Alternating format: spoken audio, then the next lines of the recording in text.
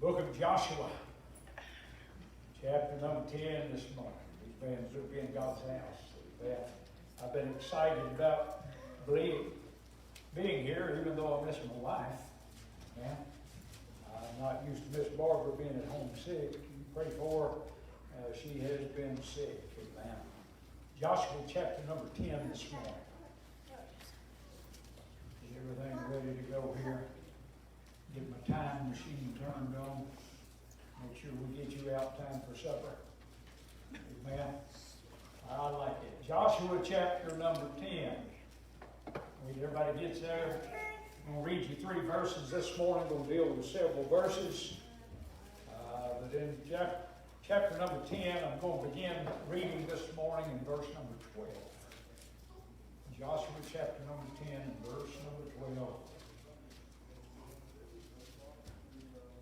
Then spake Joshua to the Lord. Now he's going to tell the Lord something here.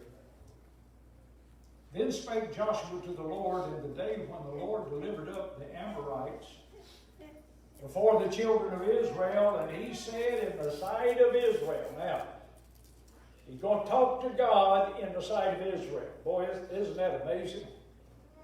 I thank God for men of God, leaders of God, that are not afraid not only to talk about God, but to talk to God.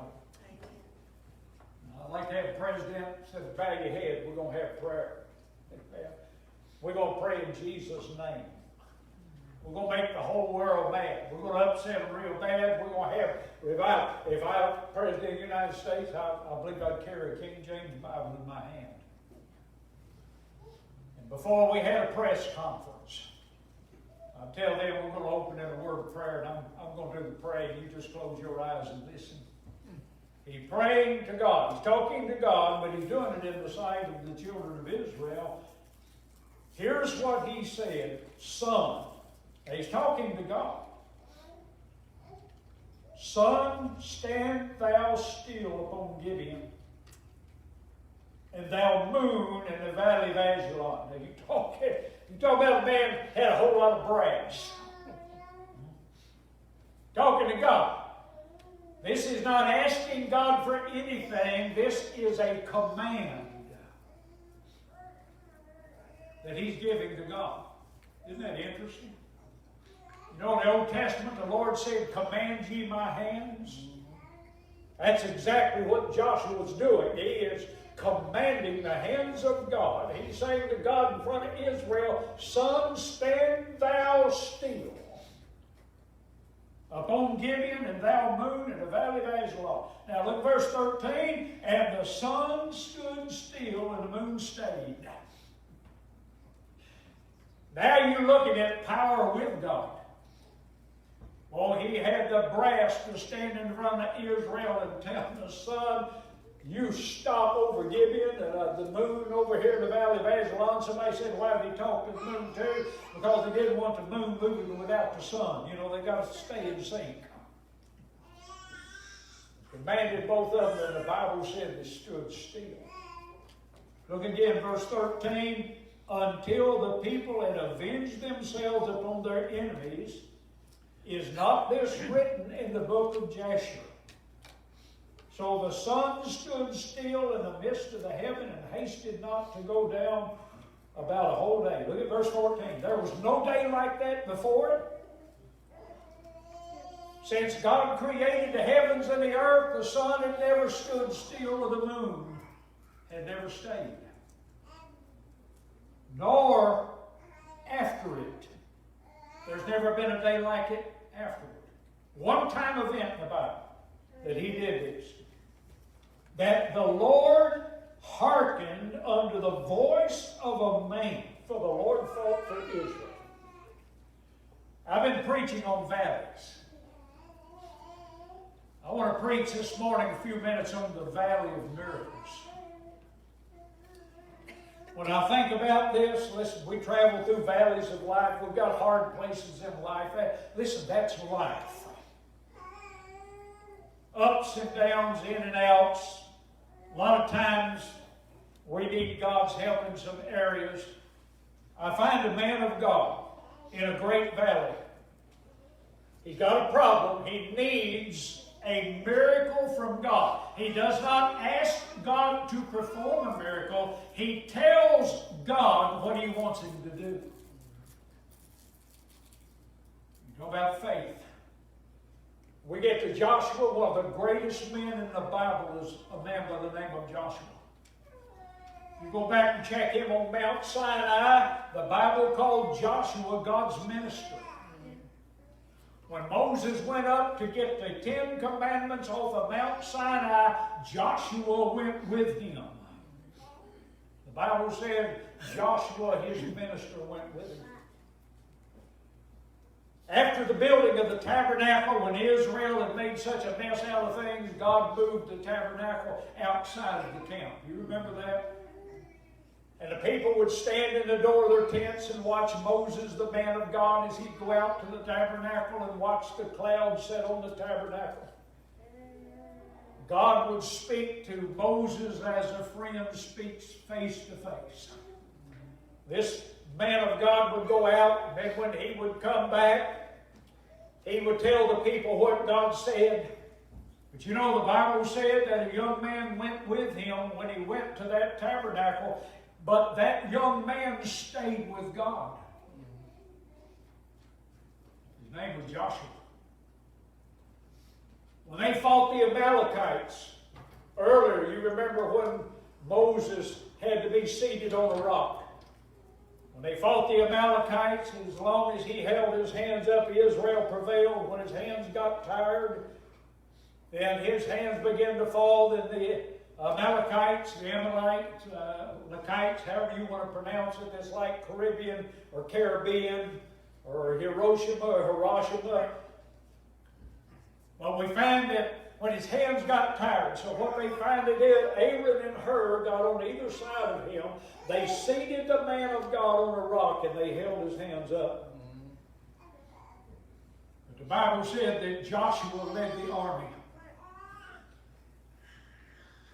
Joshua, a man of God. When God had to pick somebody to go into the land in the place of Moses, because Moses sinned unadvisedly with his lips. The second time God told him to speak to that rock, it'll give you water. He smote that rock a second time. That's a type of Christ, and that's a type of salvation. You don't get saved twice. You don't smite that rock twice. And God graciously gave water from the rock of Horeb. But later, as they got ready to go into the land, he took Moses up on Mount Nebo and told him to look over into the land. He said, "You'll not go over, you'll die here." God chose this man, Joshua. Tremendous man of God. He was a warrior, basically king. He wasn't actually a king, but he was a prophet that led them. But I'm talking about a man of God. When they went across the Jordan River, it was through the voice of God through Joshua that the Jordan River stood straight up on its end, and they went over on dry ground. Boy, they saw the power of God in this man. It was at Jericho that Joshua saw the walls come down as he obeyed God. At Ai we find victory. But when you get to chapter number 10, a couple of things have happened. Let me fill in the blanks. One, they defeated Jericho, then they defeated Ai. They had a little setback at Ai because of a man by the name of Achan. Sin in the camp, so they lost 36 men. They fled before Ai. After they got that all corrected, then they just sent the whole army and stomped Ai. But while they were close to Ai, there came some travelers that looked like they came from a long distance. Their clothes were ragged, they had holes in them, their water bottles were already showing the age that was on it. They told them that they came from a far distance. They had heard about the God of Israel and they wanted to make peace with Israel. They made peace with Israel, and then Israel found out that Gibeon, that's where they were from, was the next city to Ai. They knew that Israel would destroy them to the ground. And there they came, but once Israel had made peace with them, see, in the Old Testament, if a man came under your roof, he came under your protection. The Gibeonites then were going to be hewers of wood and carriers of water, and they were going to be in servitude, but they were glad to exchange that for their life. But when you talk about Gibeon, now get down to chapter 10, Gibeon was one of the most powerful cities in Canaan. They had a great army there. When the Canaanite kings, they all heard that Gibeon was now in an ally of Israel, then they feared that when Israel came to take their part of the land, that Gibeon would then fight with Israel and they would have no chance of victory. So what they did, they gathered several of the kings of the land of Canaan, their armies together, and they came down to destroy Gibeon.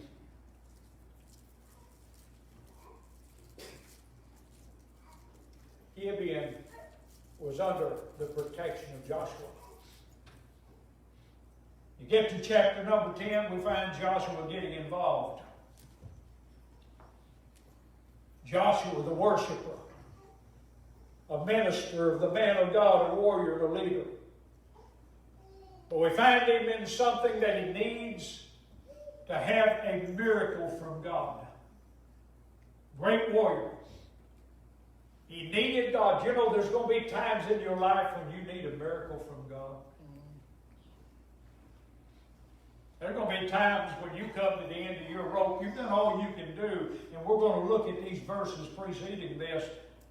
But it came to a point that Joshua, in front of all the people, spake unto God and said, Sun, stand thou still over Gibeon, and moon in the valley of Ajalon. And God answered that with some great miracles when we get down to them. But I want to look at the valley of miracles for a few minutes. Joshua had done about all he did. There's several different miracles. I just want to deal with them very quickly. But sometimes we find a manifestation supernatural of God. God supernaturally judged a lot of the wicked in the Old Testament. I thought about Noah's flood. Sodom and Gomorrah's destruction by fire. Nadab and Abihu destroyed by fire from the Lord. Korah and his followers swallowed up. Get to the New Testament, Herod's death. When he wouldn't give God the glory, God just picked him up with a nape of the neck and dropped him into hell, and the Bible said that the worms ate his flesh. Ananias and Sapphira. Then we find some gracious intercessions of God on behalf of his people. When that flood came, there was an ark that bore Noah and his family into safety. Sodom and Gomorrah, there were angels that removed Lot and his family. The plagues of Egypt, God spared the Israelites, parted the Red Sea, gave them manna and water, all types. But I want to look at one this morning. 4 different things that happened. One, I find before he ever asked God something, a miracle of strength. Once you look back at verses number 7, we're going to read 7 through 10, verse 13. I want to go over them. In verse 6, they said, Slap not thy hand from thy servants. Come up to us quickly. Joshua is at Gilgal, if you'll notice in verse number 6. Let me give you a little bit of topography here. Gilgal is about 22, maybe as much as 25 miles from Gibeon. That's a pretty good distance. A marathon that men run is about, I think, 26.2 miles. That's a marathon. He's got almost a marathon in distance to travel overnight. Now, I want you to notice his army's been up all day. They worked in the day and slept at night. After being up all day long, he's got to move his entire army over 20 miles but not like a marathon. Between Gilgal and Gibeon, there is a 3,300-foot height difference. Gilgal is in the Jordan Plain, around the Jordan River. But then you get up to the Central Highlands, the mountainous area where Gibeon was. It's over 3,300 feet high in that area, where they're actually down below the sea level down on the Jordan River. So he's not only moving his men 22, 23, 24, 25 miles overnight, which would be at best a 10 to 12 hour forced march. But he's moving them up 3,300 feet in height. That's like double up here at Saluda. How many have been up the mountain at Saluda? All right, you take twice that because you're in the Piedmont area of South Carolina when you're at the bottom of the mountain. And you go to the top up there, you've got what they call the Eastern Continental Divide up there, between there and Hendersonville, around in that area. But you go up that long slope up there. You take that height and double that, because actually you're only going up 1,000 to 1,500 feet when you go up Saluda. He's had an army that's been up all day. It's getting dark. It's the end of the evening. He finds out he's got to move an army. The distance of a marathon and 3,300 feet higher up. Another thing about marathons, before a man runs a marathon, of course he trains for a long time to run one, but when he runs it for about 3 days before a marathon, he does nothing. He completely puts his body at rest, and then they do what they call carbohydrate loading. They eat compound, complex carbohydrates. That's your spaghetti, pizza, all that good stuff. All right. Somebody said if you want to have a good night, sleep, eat pasta. If you want to stay up, then eat steak. They carbohydrate load. When they get ready to run that, then they've got people giving them water sometimes. They can get water along the way. You know, they have watering stations. They'll be running by, they'll grab a cup of water as they're going by and get a drink of water to try to rehydrate during that 26-mile run. They also run with very little clothes. They carry no weight on their body. They've got clothing that's very light. Their shoes are very light. Everything, there's nothing in their hand. Joshua is moving an army. They've got swords, spears, shields. They've got bows and arrows. They've got everything. They've got to carry their own water. When I was in the military, we carried canteens on our side. You carry your own water. They no doubt had a little bit of food with them. You know, I would have taken a sandwich, but I'm saying this. They were not traveling light. They moved an entire army that distance at night, having no rest the day before, carrying all of their equipment that they would need for battle, and moving up a mountain. Now, let's look a little bit forward. See, he said the kings in verse 6 of the Amorites that dwell in the mountains are gathered together against us. They're high. Verse 7, so Joshua ascended from Gilgal. Do you see that word ascended? That means you're going up. If you're going down, you descend. If you're not doing either, you don't do either. So the Bible is very clear about where he's moving this army and how he's moving them. So Joshua ascended from Gilgal, he and all the people of war with him, and all the mighty men of valor. And the Lord said unto Joshua, fear them not, for I have delivered them into thine hand. There shall not a man of them stand before thee. Joshua therefore came unto them suddenly and went up from Gilgal all night. Now, what happened was, they've been up all day. These men are no doubt ready for bed. They get the order to move out. I remember years ago in the military, we had marched I don't know how many miles. We had all of our equipment. We had shelter heads and entrenching tools. We had everything on our back. We were in full packs. We moved, and finally at dark, when it was getting dusk, we set up camp. We were going to get to eat some sea rations and get a drink of water, and boy, we were ready for bed. We got the tent set up, everything laid out, and they told us to break camp, that we were moving. We had to load everything up, fold the shelter halves. 2 men had half of the tent. They called them a shelter half. So you had 2 men in the tent. You had, each one of you had a shelter half, had entrenching tools. We had everything we needed. We packed everything back up, and he force marched us until after midnight. And then we got the divine privilege of setting up camp all over about 1 o'clock in the morning and getting ready. I'll never forget, we were worn completely out. These men up all day. They've gone 20-something miles, fully equipped, uphill for over 3,300 feet. And when the day began to break, they went to war. They didn't fight the way we would fight.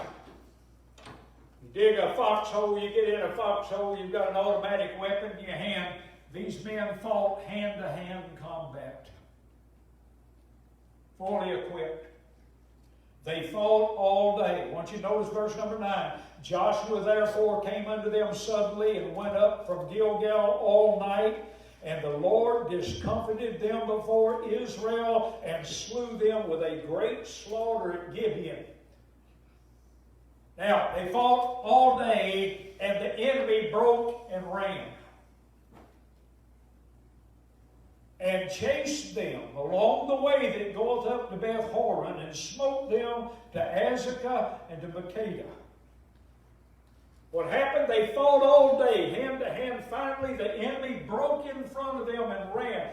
Now they go another 2 to 4 miles chasing the enemy with full equipment. They've been up all day, all night, fought all day, and now they chase them another 2 to 4 miles and re-engage.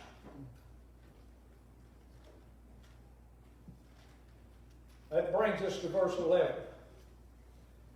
But one, I find the first miracle that took place was a miracle of strength. I found out with strong men there comes a time when they come to the end of themselves physically. These men should have been at the end of themselves physically. Now they have re-engaged. Night's coming, they've got to fight on. They've got the enemy, they've got them in their sight, so to speak. Now they re-engage them physically, and the sun is, hey, that sun's standing up there, and we're going to need a little help. The first thing I found was that God intervened in verse number 11 with hailstones. Let's look at them just for, and it came to pass as they fled from before Israel and were in the going down from Beth Horon that the Lord cast down great stones from heaven upon them at Azekah. And they died, and they were more which died with hailstones than they whom the children of Israel slew with the sword. Now, I'll say that after all this engagement, they've still got a pretty sizable army, the enemy has. God let hailstones drop. The Bible uses that terminology in one more place, and that's over in the New Testament. And it talks about in the tribulation time God dropping great hailstones, and it says of a talent weight.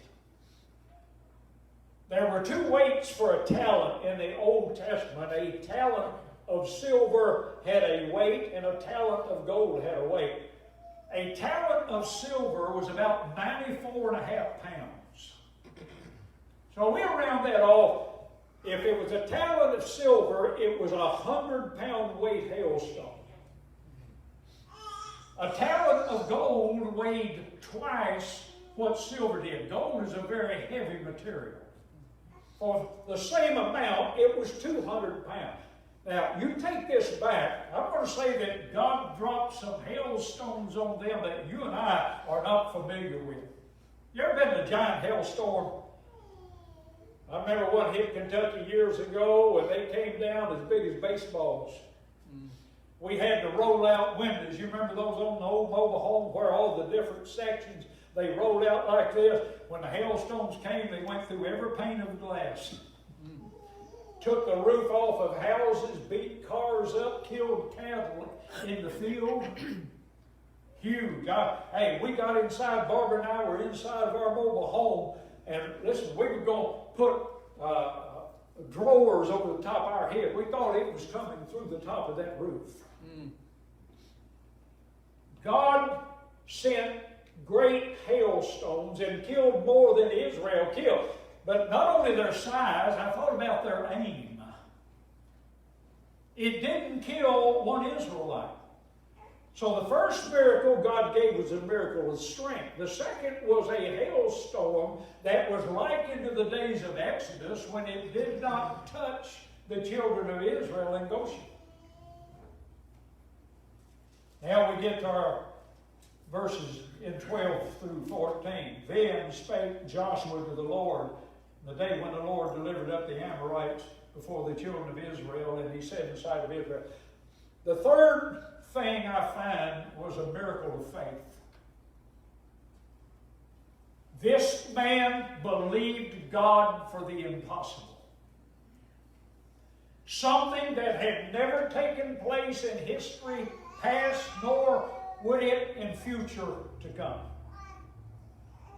He didn't ask God to even do it. He commanded the hand of God that day, and he told that sun to stand thou still, and he told the moon the same thing, and they stood fast.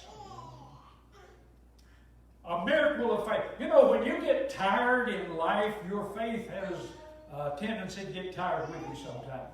Anybody ever noticed that? Boy, you let problems wear on people. It'll eventually wear them down. That's why we've got to be here for each other. There comes a time when you've had, I think it was Popeye that said years ago, I've had all I can stand, and I can't stand no more. Well, sometimes spiritually, I'm sorry about Popeye. But at least it was a can of spinach he had. But we find times when our faith, especially you get tired, you get worn out. Day after day, you're not getting your rest right. Everything's kind of going south for you. And boy, I tell you what, you get a little bit frayed. I call them getting a little bit tender psychologically, all right, a little fragile sometime, I would say would be the good word. I find the man of God here had a miracle of faith. I think I'd have got in my prayer closet over there away from everybody just in case God didn't do what I asked him to, right? Is that not how we normally pray? Nothing wrong with that. I ask God for a lot of things privately that I don't ask for publicly. But sometimes we get by ourselves and say, dear God, we need divine intervention. You ever done that? I think everybody's done that if you got any age on it. God, you're going to have to do something. You're going to have to give some help here. Hey, I'm at the end of my rope. I don't know what to do, where to go, how this is going to come out. We've got to have some help. This man of God stood in front of all Israel. I thought about Solomon when he prayed at the dedication of the temple. He got up in a high place and got down on his knees and put his hands up to heaven and prayed a 7-minute prayer.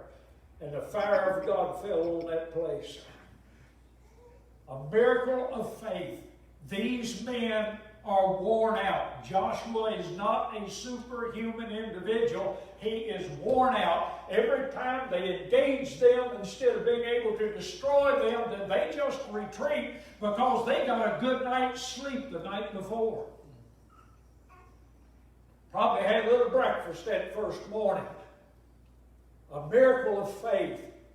a man of God stood in front of the people of God and commanded the hand of God, this is what I need done. The third thing we find is a miracle of the sun and the moon standing still. Verses 13, 14, the Bible said the sun stood still. Somebody said, how can the sun stand still? It stood still in His sight. You say, well, God just stopped the earth. Can you imagine what happens if God stops the earth?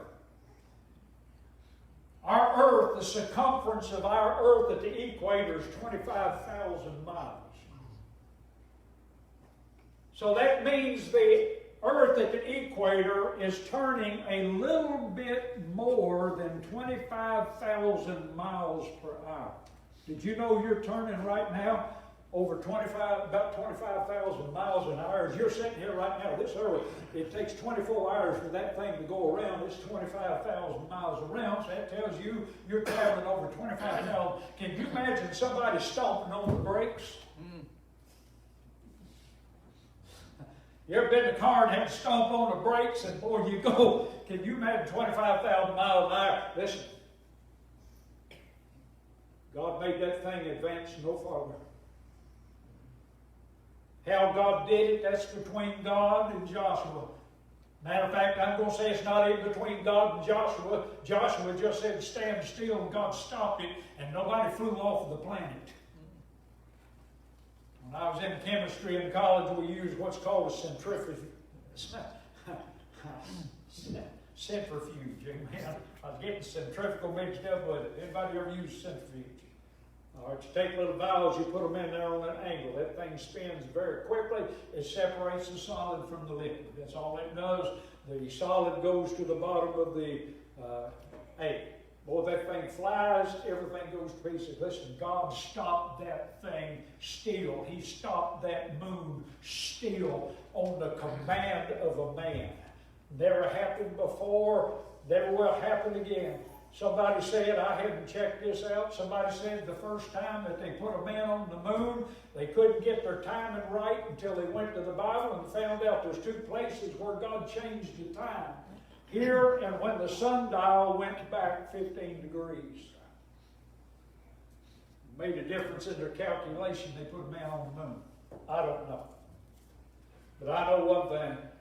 God did something that had never been done before and had never been done after. Look at verse 14. There was no day like it before or after it, that the Lord hearkened unto the voice of a man, for the Lord fought for Israel. And Joshua returned and all Israel with him unto the camp of Gilgal. Now, they now at least get to go downhill. And go back to Gilgal. Valley of Miracles. Now, I want to tie this all up. Some great things happened. One, miracle of strength. God gave these men a Superman strength to do what they did. Two, a miracle of faith. A miracle of hell and a miracle of a day like no other day. Why? Because Joshua and his army needed God to intervene. The task was too great without God taking care of it.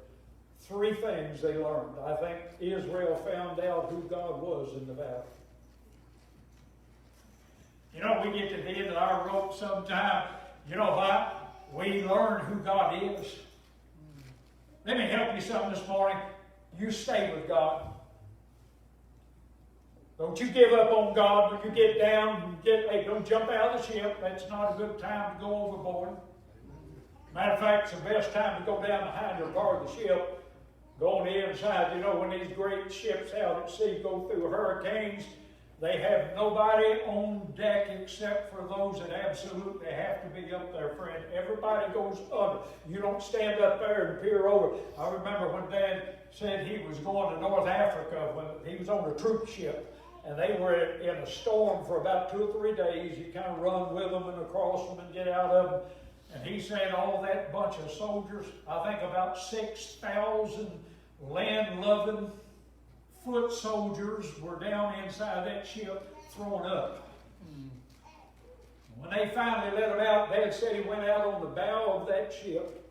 And he said that ship would rise up in the air above those waves and then drop down and the waves were up above them.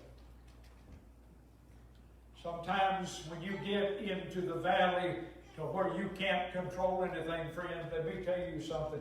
You find out who God is then. Psalm 46 says, God is our refuge and strength and a very present help in trouble, a God of help when you need Him most. So one, they found out who He was. Two, they found out what God was in the Valley of Miracles. Not just who He was, but they found out what He was.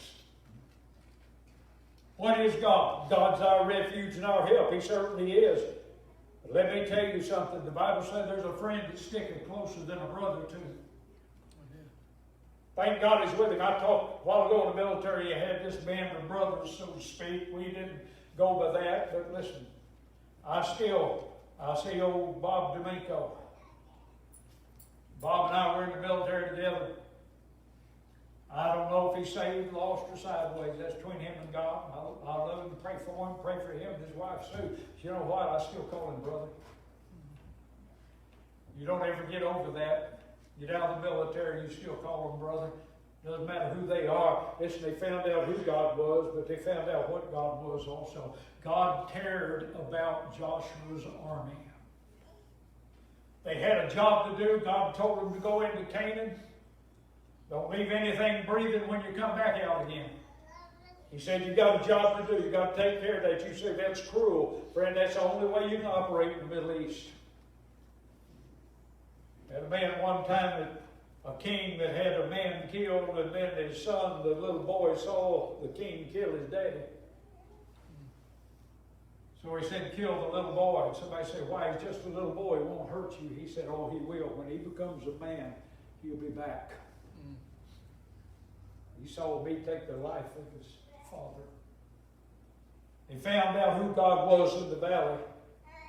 They found out what God was in that valley. Friend, He can do anything, anytime, anywhere. They found out what He could do. He could turn an impossibility into not a possibility. An impossibility not even into a probability.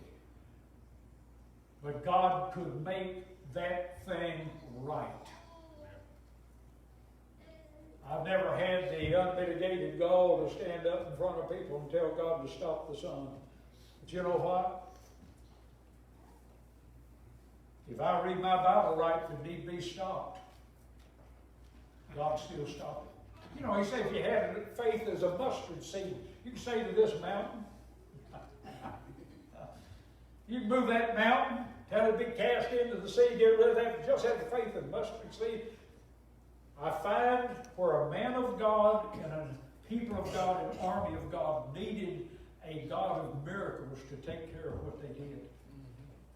He did not hesitate to go up all night to Gilgal. Friend, they didn't argue with him. If Joshua said go to Gilgal, we're going to Gilgal.